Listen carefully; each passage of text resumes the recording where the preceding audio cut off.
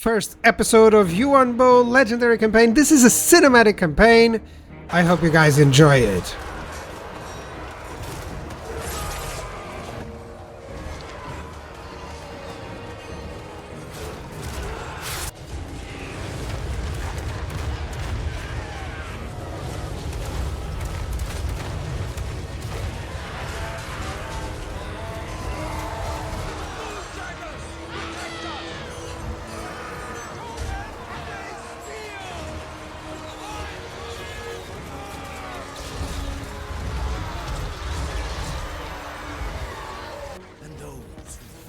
In terms of the settings for this campaign, we'll be starting, of course, with Yuan Bo, the Jade Dragon from the Jade Court. He's a wonderful spellcaster and melee hybrid, especially under his dragon form. So we're gonna have just a lot of fun with him on the front lines. In terms of his specific starting army, he does have a nice composition, actually. So one archer only, so we're gonna have to get a few of those earlier on. He does have this upkeep for Onyx Crowman, Celestial Lions, and the Jet Lion and Jade Lions, which I'll be using, the Jet Lions and Jade Lions. That's the composition I'm going for. Mastery of Elemental Winds and Jade Conduit for more power recharge, as well as the Jade Lion's Breath. Not exactly a lot of damage, but it's free damage. 2 uses, it's always nice to have. And the Jade Lions, don't sleep on them. If you have like 3 of them, that's 6 of those breaths, and that's completely free damage. So faction effects: all regions owned by factions that you have trade agreements with are visible, and diplomatic relations +20 with Grand Cathay, and research rate +5 for each province capital, as well as hero capacity +2 for astromancers. All of this very good for the research and the diplomatic relations. You can confederate quite easily with Yuan Bo, which is quite a target to reach. So in terms of endgame difficulty on 200, 20 turns limit to warn me. Trigger on victory, no ultimate crisis, I just want the evil ones. And all stats, legendary, very hard, and all stats modified to the maximum. Let's start the campaign and play out with Yuan Bo, the Jade Dragon.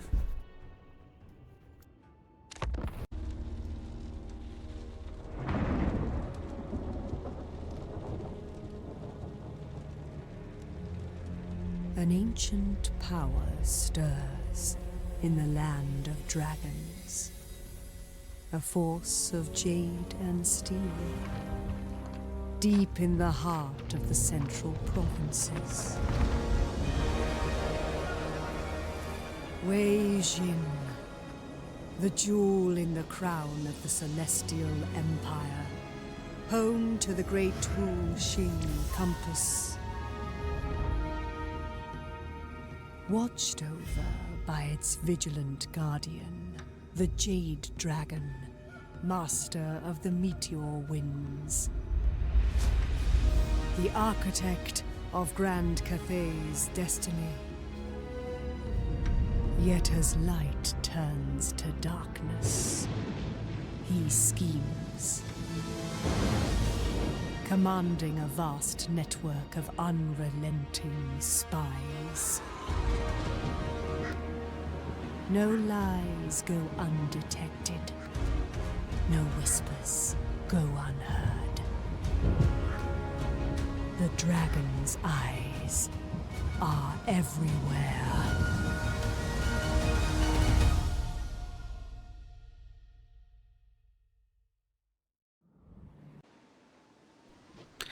So we begin our adventure in the Isle of the Crimson Skull. Overall, very nice tucked in location, so it's very highly defensively, actually. And we do have a skull event and a goodie in the sea, which will be very helpful. We'll be attacking all over to the north to destroy the Blue Vipers, the first enemy that we have, and that's basically the plan here. Very simple. We will also try to keep to Shang-Wu. We do have a dilemma that offers us to simply avoid having to deal with it, but I want to go for full map completion. So Shang-Wu, we're going to go after the vampires. If we can conquer the full province, that is great. If not, well, we may be able to confederate later. But for now, we're going to start with the initial mechanics of the faction. We begin with the Wu Qing Compass, to control the winds of magic and bring prosperity to Grand Cathay. And how do we do that? By obtaining those buffs. Overall, you have to decide which one would be better to go for, and the other ones will be forfeited. So control seems like a nice one. The sell value of cargo and the maximum cargo is also good. Less corruption would be interesting for the Shang-Wu location, and the army ability, but I don't feel like I can avoid going control. Some income and some chance of winds of magic. It interferes as well in the battles, so I like that idea.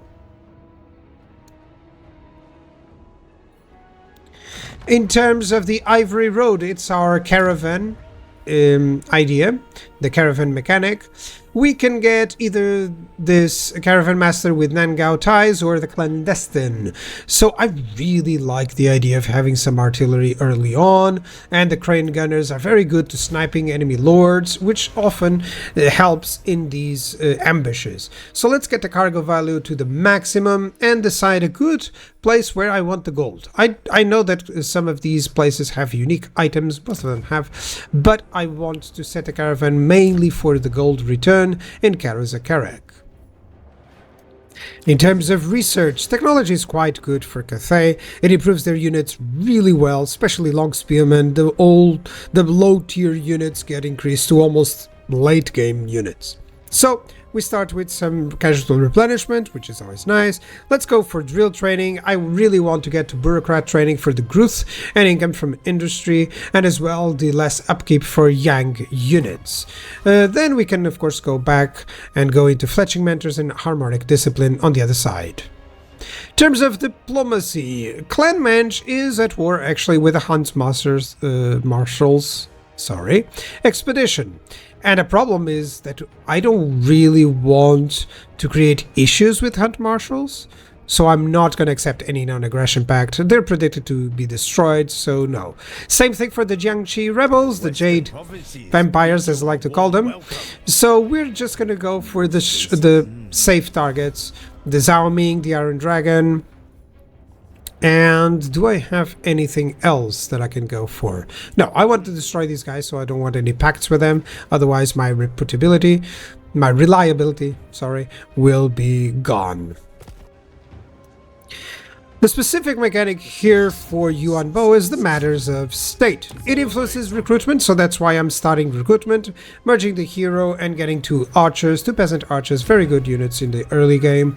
So we have levied the provinces. We're going to spend the steel and get 1 turn of ongoing recruitment. The advantage of this is that, of course, this is always replenishing, and each pending token becomes available in 5 turns unless you win a battle. So the more battles that you win, the more this decreases, which gives you a lot of good choices. So you should always use them as expected. Let's perform that action. It's 2 extra units, and you can still recruit this turn, which is the main advantage of using that. So crackdown or rush construction. I prefer rush construction. We have over here a tier 3, a tier 2 settlement that takes 3 turns, and no longer it takes 3 turns. It's already completed, which means that I'll be able to build up after I fight the first barracks, so that I can get Jade Warriors already on turn 2. Let's attack and fight it out on the battlefield. If we win. So very quickly we're going to use our Onyx Crowman and Longbow to attack the archers. My lord is going to attack the archers with his missile spells, and I'll just try to make a defensive position there, let them come to us. Shem's Burning Gaze, it's really a nice spell to have. 250 meters range is really good. The range damage has a lot of potential because it's armor piercing, causes fire damage and magical damage, which is perfect for these high physical resistance savage orcs. Overall, we can do a lot of damage from early on and maybe force them into a worse position. Yeah, go back to Warcraft, you filthy orc.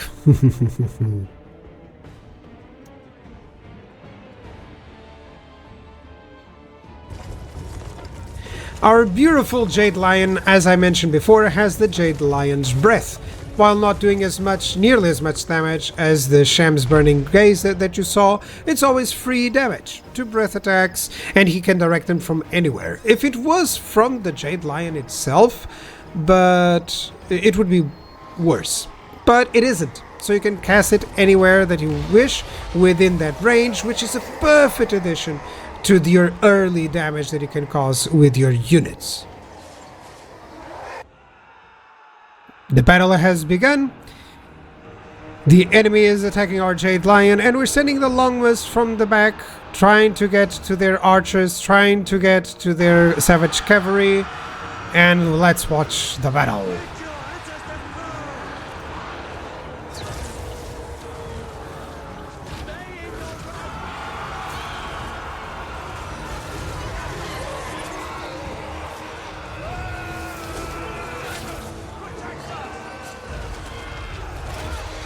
Isn't it nice when we can trap enemy cavalry with a flying cavalry?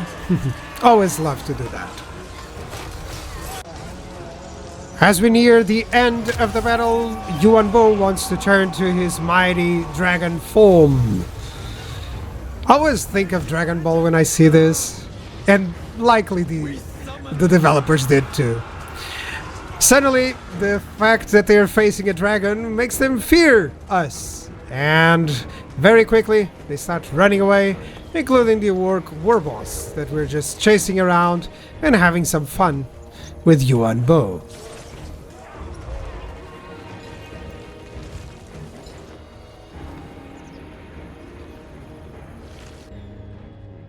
After this first very easy battle, we have some treasury, and the importance of it is to get that Jade Warriors Barracks building to be completed, so that it can start recruiting on turn 2.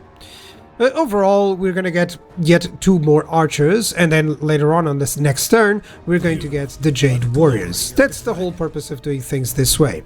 Now, we're going to get road marchers in terms of skills, unyielding, so that we get all the infantry units, starting with the peasant long spearmen and the Jade Warriors.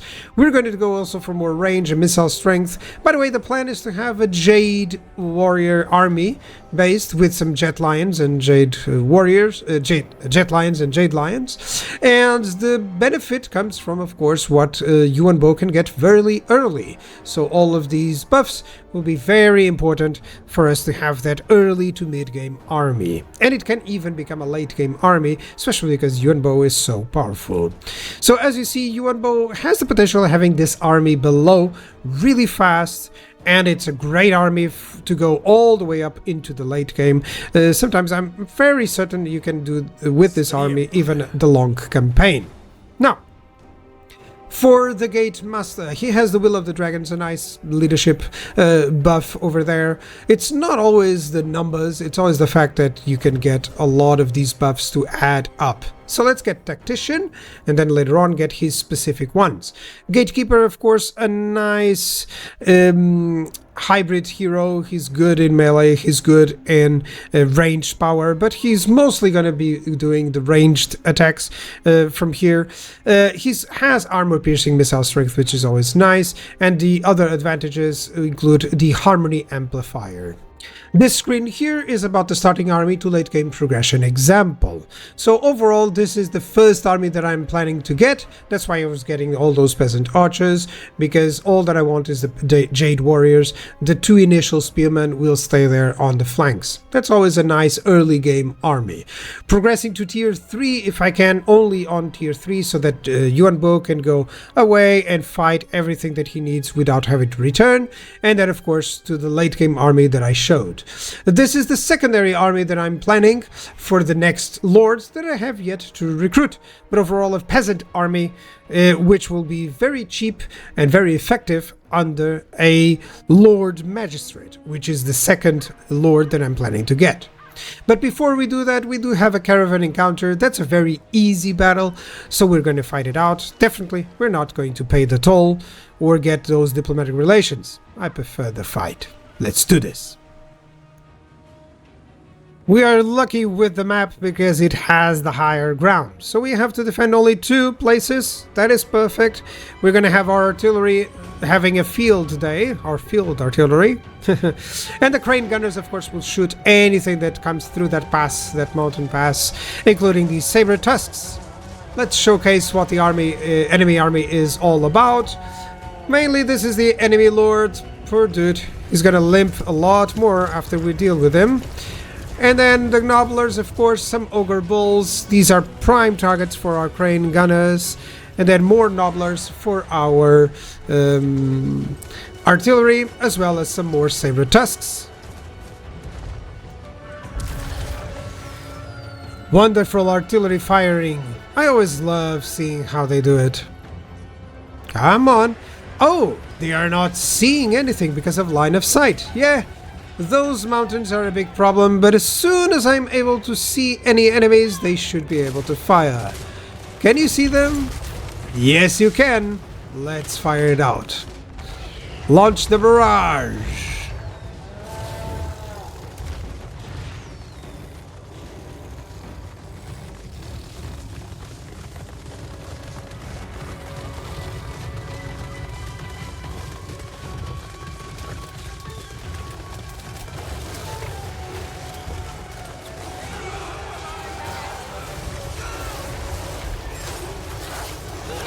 This is almost an instant rout as soon as they arrive because of how poorly healthy they are already after the crane gunners have massacred them. Same situation will happen with the other Ogre Bulls, and the Saber Tusks here are not going to go through my valiant peasant spearmen. So thwarted on all sides, all that we have to deal with is the enemy lord, and so is my Lord Magister, surrounded by the Jade warriors with halberds, who should do short work of him.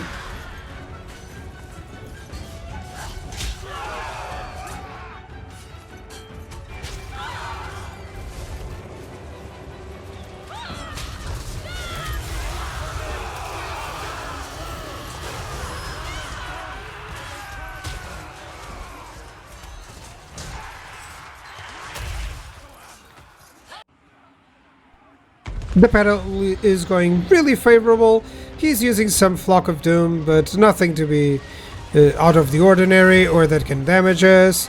Some of my peasant spearmen are dying, but they're holding on really nicely against the Nobblers, as you can see.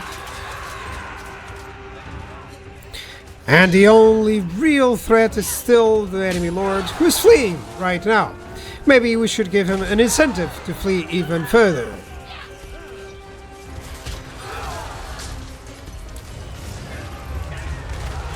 No, that's not what I mentioned. Yes, boss. I did it, boss. Haha.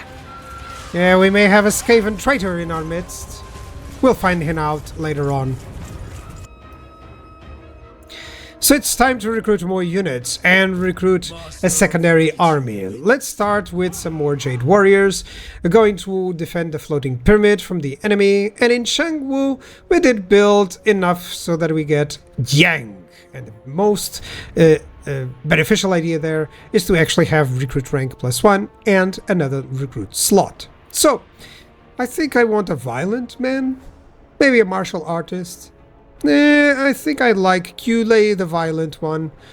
Character experience is quite good, but still that weapon strength.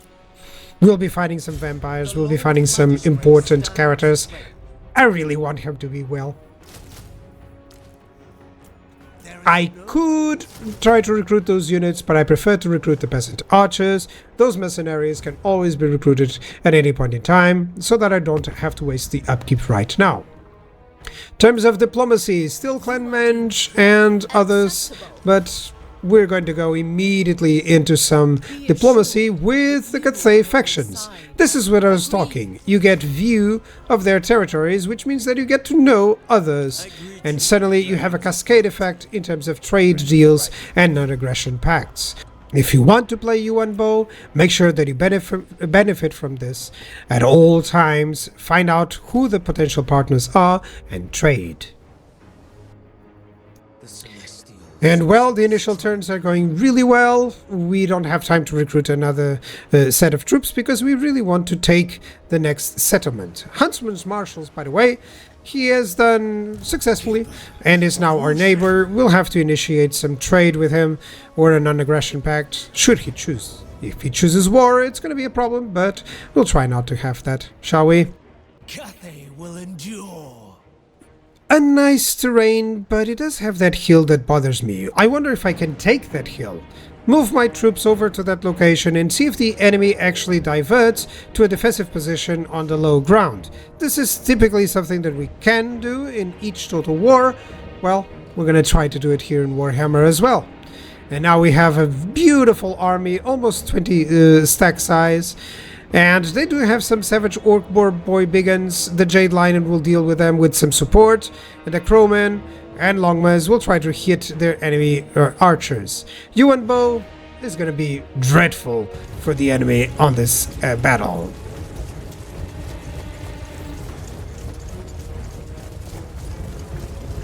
Please tell me I'm not the only one who likes to zoom in when they're marching. It's just so great to watch, isn't it?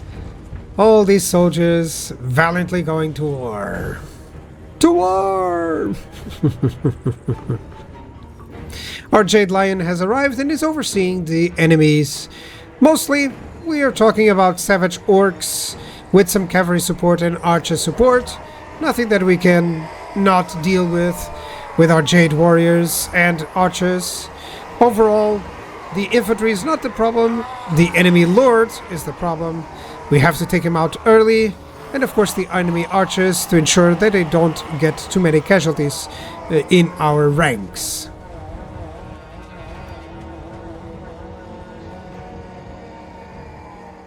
As you can see, our gamble is working. They are forfeiting the hill, and we will take it. So after we take the hill, let's see how better the battle looks.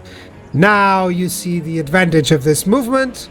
I'm very proud of my men of what we achieved today, and it is going to be a much easier battle going down the hill. You always get some benefits for melee attack and weapon strength. Make sure that you use them.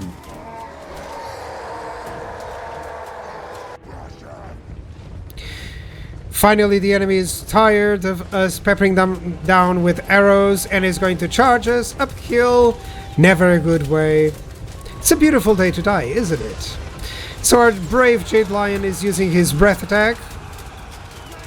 And we do have a small surprise for these Savage Orcs, as Yuan Bo likes to show off a little bit. So let's watch.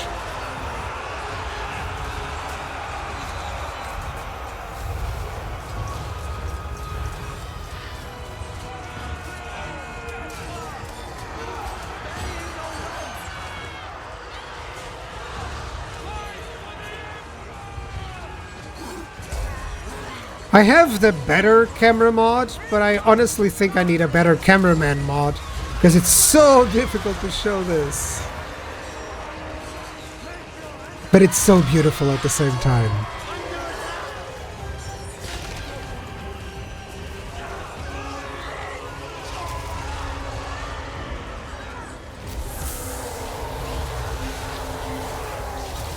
The enemy warg is going precisely at the better time when some of them are already routing and not fighting.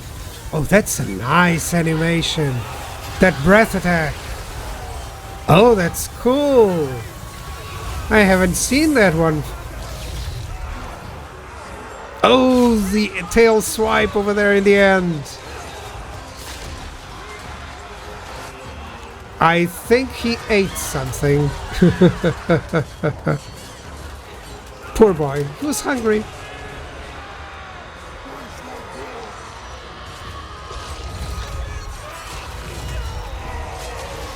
Ooh, that tail swipe. And don't worry, I'll always show you a little bit of what is happening on the other side. In this case, the Jade Lions attacking the Savage Orc War Biggins, while my brave peasant spearmen come over to help him out. As well attacking him with some archers, so they shouldn't be a threat even if they are good anti-large. Who's a good boy? Who's a good boy? There we go. Rub that belly. You're a good boy. Such a good boy. I love you.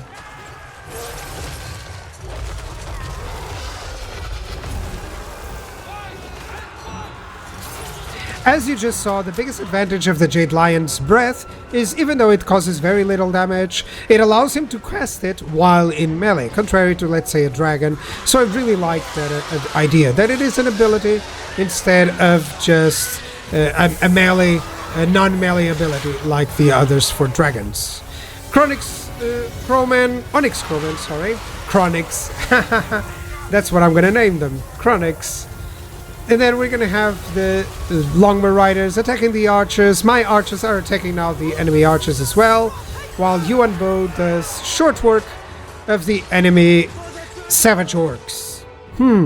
Interesting. Let's watch how the battle is unfolding. And yes, my infantry is resisting. All the major components have been attacked and thwarted, except the enemy boss, which we will deal with in our human form. Executioner is set. And suddenly, just one hit is enough to make him flee. That was a good battle. And a nice reward as well. 2,411. It's always nice. That's a set of buildings right there. Let's occupy. Get some more treasury from getting that settlement. And the Featherful Torque. That's a nice early game one. So we're gonna keep Shangwu, that's the main idea here. I could get 20,000, but that's not enough. I really want the double action in both locations. It feels great. So overall, province secured. Let's get some more skills. You already know, Inspiring Presence. We're gonna get Judge as well, and then Unyielding. Trying to get all up until the melee attack 6 and melee defense 6. In terms of the Gate Master, starting with some training and the Will of the Dragons. That's good. He's going to protect those archers really well and buff them really nicely. Overall, we can get an income from trade tariffs, recruitment cost and local recruitment capacity, some research rate. I think the control of the research rate is the one that I'm going to try. I'm going to try to get away with the research rate because we're going to be here a little bit to improve the control. We want, yes, I want one Jade Warrior and one Archer. And of course that Onyx Crowman, it doesn't need to be recruited just now. You don't need to pay that extra upkeep, and there's no enemies coming forth. So just always make sure that you go with those small tiny tips, tiny tricks. Don't purchase a unit unless you're willing to pay the upkeep or that you actually need it. And as this is a lengthy video, I've achieved the first province. We're gonna go for the second province on the next episode, and of course attack some vampires. I hope you guys enjoyed this video. Let me know in the comments below if you like the style, the format, if you want me to be less serious, more funny, whatever. Thank you very much for watching. Bye bye.